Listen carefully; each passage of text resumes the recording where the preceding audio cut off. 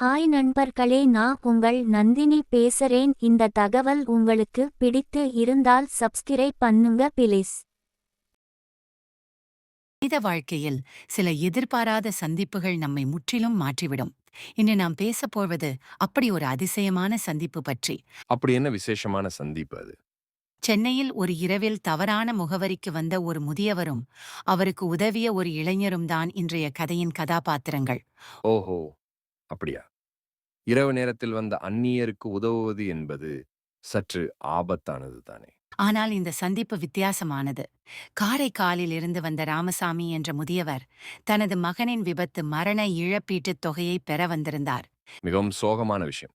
அவரது மகன் பற்றி மேலும் சொல்லுங்களேன். மகேஷ் 22 வயது இளைஞன். பிஐ படிப்பில் ஸ்காலர்ஷிப் பெற்றவன். தன் பெற்றோரின் வறுமையை போக்க வேலைக்கு செல்லும் வழியில்தான் விபத்து நடந்தது. இந்த சூழ்நிலையில்தான் அவர் ஆனந்த் என்பவரை தேடி வந்தார். ஆனால் அது தவறான முகவரி என்று தெரிந்தும் அந்த ஆனந்த் அவருக்கு உதவினார். ஆமாம், அவர் செய்த உதவிகள் சாதாரணமானவை அல்ல. இரவில் உணவளித்து, தங்க இடம் கொடுத்து, மறுநாள் தன் வேலையை விட்டுவிட்டு முழு நேரமும் உதவி செய்தார். அதுவும் தான் வேறு ஆனந்த் என்பதை கடைசி வரை சொல்லாமல். இது ஒரு அசாதாரண மனிதநேயம் அல்லவா? மிகச் சரியாக சொன்னீர்கள்.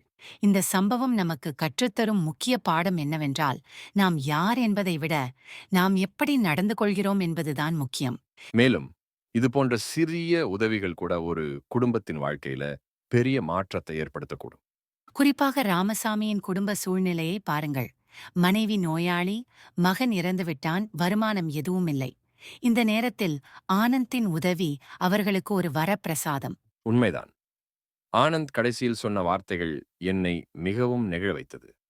15 ஆண்டுகளுக்கு முன் இறந்த தன் தந்தைக்கு செய்த அஞ்சலி போல. யாரோ ஒருவருக்கு மகனாக இருந்து அவர் நண்பருக்கு உதவி செய்திருக்கிறேன் அப்பா என்ற அந்த வார்த்தைகள் காட்டுவது என்னவென்றால், மனித நேயம் என்பது உறவுகளுக்கு அப்பாற்பட்டது. நம்ம சமூகத்தில் இது போன்ற மனிதநேய செயல்கள் தான் நம்பிக்கையை தருகின்றன. ஒவ்வொரு மனிதரும் மற்றொருவருக்கு உதவும் போது நம் சமூகம் மேலும் வலுவடைகிறது. சரியாக சொன்னீர்கள். நாம் அனைவரும் யாருக்காவது ஒரு நாள் உதவி தேடி செல்லலாம். அப்போது நமக்கும் ஒரு ஆனந்த் கிடைப்பார் என்ற நம்பிக்கை இருக்க வேண்டும். இந்த கதை நமக்கு கற்றுத்தரும் மற்றொரு பாடம், எதிர்பாராத தருணங்களில் கூட நாம் மற்றவர்களுக்கு எப்படி உதவலாம் என்பதுதான்.